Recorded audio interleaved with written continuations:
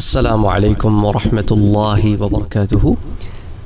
Engineer Mirza کی ایک بہت عجیب و غریب بات مجھ تک پہنچی، جو اپنے ایک بیان میں برملا کہہ رہے ہیں کہ قرآن مجید اس زمانے میں آخر یاد کرنے کی کیا ضرورت ہے؟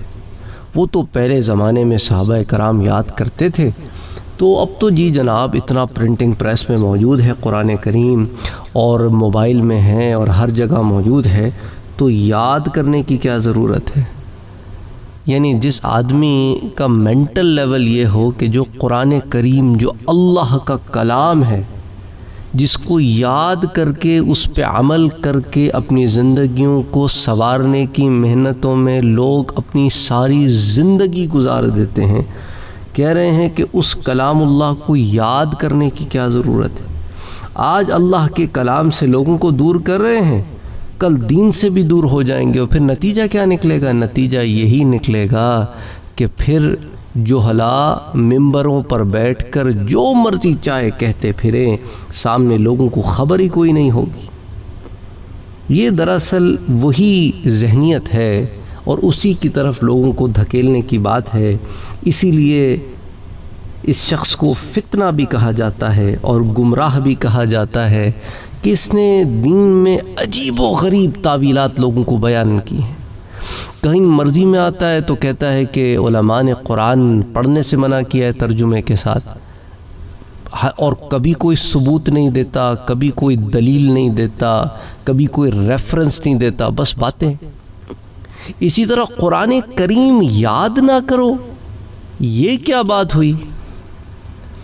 کیونکہ قرآن کریم یاد کرنے کے جو فضائل ہیں اس سے محرومی، قرآن نہ کرنے کی پٹی پڑ جائے تو وہ جو قرآن یاد کرنے کے لیے محنت کرتے ہیں اس سے چھٹی، دین سے دوری، اللہ کے کلام سے دوری، برکتوں سے دوری۔ اب مجھے یہ نہ کہنا کہ آپ نے پورا کلپ نہیں سنا، کیونکہ اس بات کو سمجھنے کے لیے پورا کلپ سننے کی ضرورت نہیں ہے بھائی، اس کے کوئی دو معنی نہیں ہو سکتے۔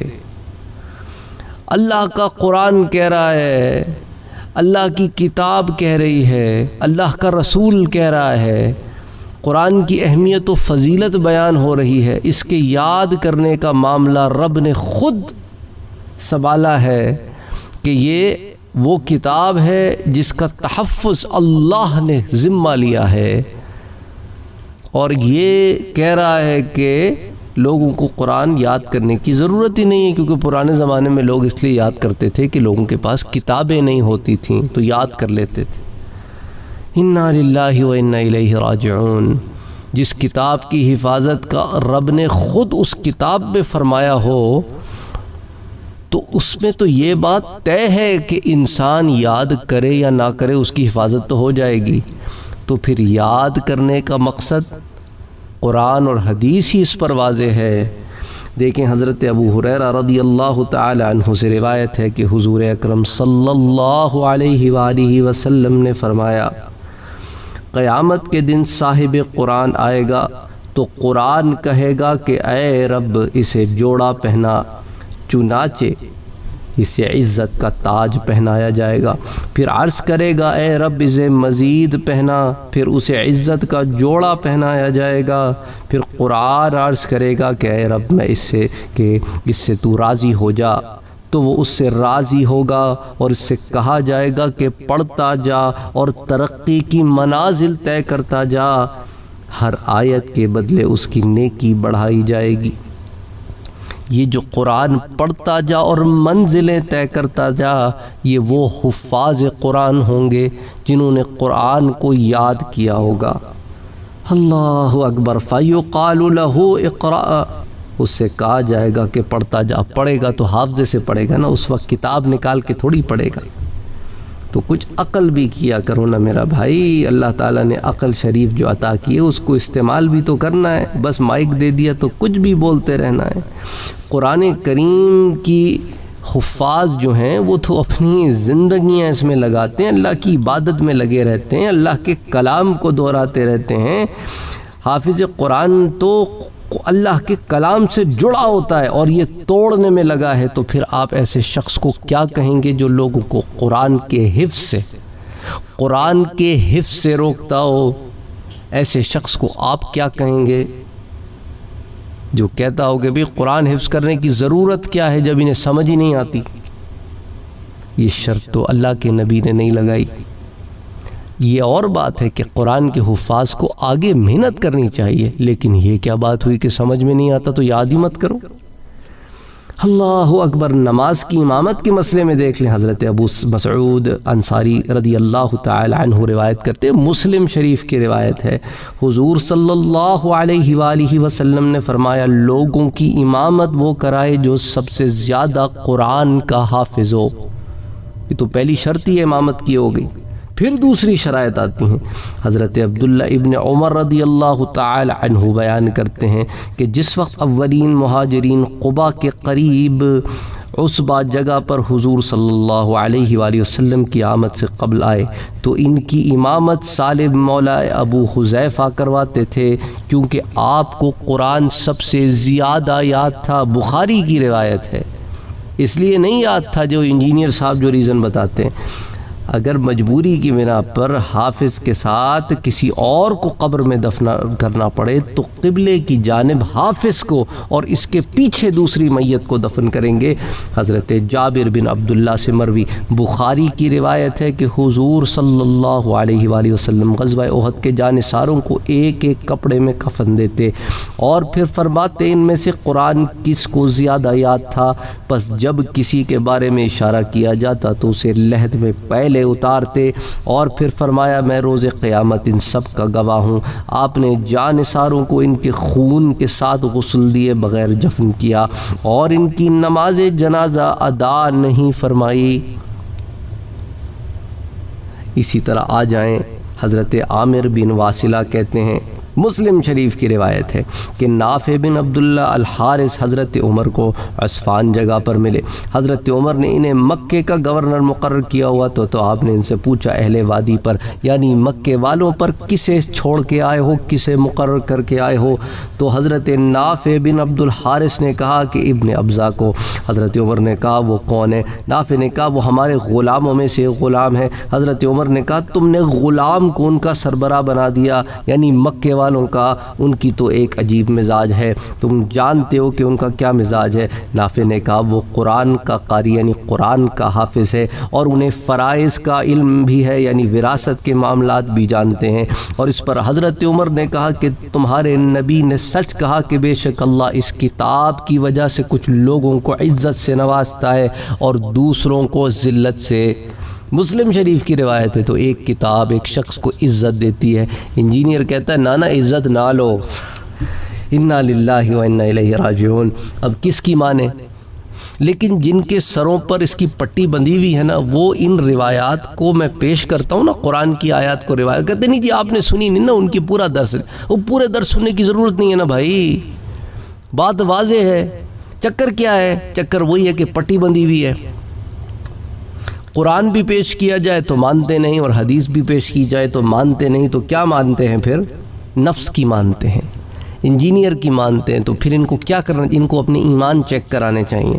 میں ان سے یہی کہتا ہوں اپنے ایمان چیک کراؤ کہ تم جب نبی کی نہیں مانتے، جب تم خدا کی نہیں مانتے، اس کے نبی کی نہیں مانتے، انجینئر کی مانتے ہو جسے قرآن دیکھ کر بھی صحیح پڑھنا نہیں آتا، جو ایک بیان میں کہتا ہے کہ علماء کو قرآن پڑھنا نہیں آتا، امام کعبہ کو قرآن پڑھنا نہیں آتا، میں نے آپ کو 1.5 گھنٹے میں وہ سکھایا جو لوگ 2 سال میں سکھاتے ہیں، اور پھر اسی درس میں قرآن دیکھ کے پڑھتے ہوئے غلطیاں کرتا ہے، قرآن حفظ سے پڑھتے ہوئے ایسی غلطیاں کرتا ہے، دیکھ کے پڑھتے ہوئے غلطیاں کرتا ہے، جہاں ال نہیں ہے وہاں ال لگا دیتا ہے، یہاں زبر ہے وہاں پیش لگا دیتا ہے۔ لیکن وہی بات ہے انا للہ و انا الیہ راجعون کہ انسان کو اتنا غرور و تکبر نہیں کرنا چاہیے کہ اپنے آگے کسی کو کچھ سمجھے ہی نہ۔ آئیے حضرت عائشہ صدیقہ رضی اللہ تعالی عنہ سے مروی ایک روایت سناتا ہوں، مسلم شریف کی روایت ہے۔ حضور صلی اللہ علیہ وسلم نے فرمایا کہ اس شخص کی مثال جو قرآن پڑھتا ہے اور قرآن کا حافظ بھی ہے تو وہ نیک محرر فرشتوں کے ہمراہ ہوگا، اور جو شخص قرآن پڑھتا ہے لیکن قرآن پڑھنا اس کے لیے مشکل ہو جاتا ہے تو اس کے لیے دوہرا اجر ہے۔ اچھا بخاری میں بھی یہ روایت آتی ہے، متفق علیہ روایت ہے بخاری اور مسلم کی۔ یعنی وہ شخص جس کے لیے مشکل ہوتا ہے لیکن ہی ڈزنٹ گیو اپ، وہ چھوڑتا نہیں، محنت کرتا رہتا ہے۔ اور اسی طرح حضرت ابو ہریرہ رضی اللہ تعالی عنہ کہتے ہیں کہ حضور صلی اللہ علیہ وآلہ وسلم نے فرمایا کہ قرآن کریم قیامت کے دن آ کر کہے گا پروردگار اسے مزین فرما دے تو اسے معزز تاج پہنایا جائے گا، وہ پھر قرآن کہے گا یا رب مزین مزید کر دے تو پھر اسے مکرم لباس پہنایا جائے گا، جیسے میں نے آپ کو روایت سنائی نا، پھر وہ قرآن پڑھتا جائے گا، چڑھتا جائے گا، ہر ایک کے پڑھنے پر اس کا حسن دوبالا ہوتا جائے۔ ترمذی شریف کی روایت ہے اور اسے امام ترمذی نے حسن صحیح قرار دیا ہے۔ اچھا، پھر تو یہ تو قرآن پڑھتے ہوئے جنت کے مراتب ایک انسان طے کر رہا ہے، اس کو یہ کہتا ہے جی یاد کرنے کی ضرورت ہی کوئی نہیں۔ امام حضرت ابو امامہ باہلی رضی اللہ تعالی عنہ کہتے ہیں حضور صلی اللہ علیہ وآلہ وسلم سے میں نے سنا کہ آپ فرما رہے تھے قرآن پڑھو کیونکہ یہ قرآن اپنے پڑھنے والوں کے لیے روز قیامت سفارشی بن کر آئے گا۔ تم سورہ بقرہ اور سورہ آل عمران پڑھو، یہ روز قیامت آئیں گی، گویا کہ یہ دو بادل ہیں جو دو سائبان ہیں، یہ اڑنے والے دو پرندوں کے جھنڈ ہیں، یہ اپنے پڑھنے والے کے لیے تکرار کریں گے تم سورہ بقرہ کی تلاوت کرو کیونکہ سورہ بقرہ کی تلاوت باعث برکت ہے، اسے چھوڑنا باعث حسرت ہے اور جادوگر اس کا مقابلہ نہیں کر سکتے۔ صحیح مسلم کی روایت ہے۔ حضرت ابو ہریرہ سے روایت ہے کہ حضور اکرم صلی اللہ علیہ وآلہ وسلم نے فرمایا کہ قیامت کے دن متغیر رنگت والے آدمی کی شکل میں قرآن آ کر قرآن پڑھنے والے سے کہے گا کیا تم مجھے پہچانتے ہو؟ میں ہی ہوں وہ جو تمہیں راتوں کو جگاتا تھا اور گرمی کے دنوں میں روزے رکھوا کر پیاس برداشت کرواتا تھا۔ ہر تاجر کے سامنے اس کی تجارت ہوتی اور میں آج تمہارے لیے کسی بھی تاجر سے پیش ہوں گا تو وہ حافظ قرآن کو دائیں ہاتھ میں بادشاہی دے گا اور بائیں ہاتھ میں سرمدی زندگی دے گا اور اس کے سر پر وقار کا تاج رکھا جائے گا۔ اس کے والدین کو دو ایسے لباس پہنائے جائیں گے کہ دنیا اور اس کی ہر چیز بھی اس کے برابر نہیں پہنچ سکتی۔ تو والدین کہیں گے کہ اے رب یہ ہمارے لیے کہاں سے؟ تو انہیں کہا جائے گا کہ تم نے اپنے بچوں کو قرآن کی تعلیم دی، اس کی عوض۔ امام طبرانی نے اسے معجم الاوسط میں روایت کیا ہے۔ اسی طرح حضرت بریدہ کہتے ہیں کہ حضور صلی اللہ علیہ وآلہ وسلم نے فرمایا جو شخص قرآن کریم پڑھے اور پھر اس کے احکام سیکھے اور اس پر عمل بھی کرے تو اللہ اس کے والدین کو نور کا تاج پہنائے گا، اس کی روشنی سورج جیسی ہوگی۔ اس کے والدین کو دو ایسے لباس پہنائے جائیں گے کہ پوری دنیا بھی اس کے برابر نہ پہنچ سکے۔ تو والدین کہیں گے کہ پروردگار یہ ہمیں کس کی عوض پہنایا گیا؟ تو انہیں کہا جائے گا کہ تمہارے بچوں کے قرآن سیکھنے کی وجہ سے، جسے امام حاکم نے روایت کیا ہے۔ اور یہ دونوں روایتیں جو میں نے آپ کے سامنے روایت کی نا معجم الاوسط سے اور پھر یہ مستدرک امام حاکم سے، یہ دونوں درجہ حسن کو پہنچتی ہیں۔ تو میرے بھائیوں اور میری بہنوں، اسی سے اندازہ کرو کہ جو شخص قرآن کریم کے حفظ کو ڈسکریج کرتا ہو اس سے تو بچنا ہی ضروری ہے۔ میرے خیال سے اتنا ہی آج کافی ہے، پھر کبھی بات کرتے ہیں۔ اور بہت ساری جو ہے گستاخیاں عام کرتا رہتا ہے، بے لگام آدمی ہے، اللہ ہدایت دے اس کو۔ پتہ ہے مجھے اس پر بھی آ کے وہ ڈس لائکوں کی بوچھاڑ کریں گے، ہمیں فرق نہیں پڑتا اس کا۔ ہم لائکس ڈس لائکس کے لیے نہ ویڈیو کبھی بناتے تھے نہ بناتے ہیں، نہ سبسکرائبرز کے لیے ویڈیو بناتے تھے نہ بناتے ہیں، نہ انجینئر کی طرح ہمیں کوئی شوق ہے کلیم کرنے کا کہ لاکھوں لوگوں نے دیکھ لی ہیں، یہ لاکھوں ہزاروں کے دیکھنے کے لیے ویڈیو نہیں بناتے۔ ہم بناتے ہیں ویڈیو کہ اللہ ہدایت دے، اللہ ہدایت دے، صحیح راستے کی طرف بندہ گامزن ہو۔ ایک بندہ بھی ہدایت پالے نا، ایک آدمی ہدایت پالے، او بہت ہے آخرت کے سرمایے کے لیے۔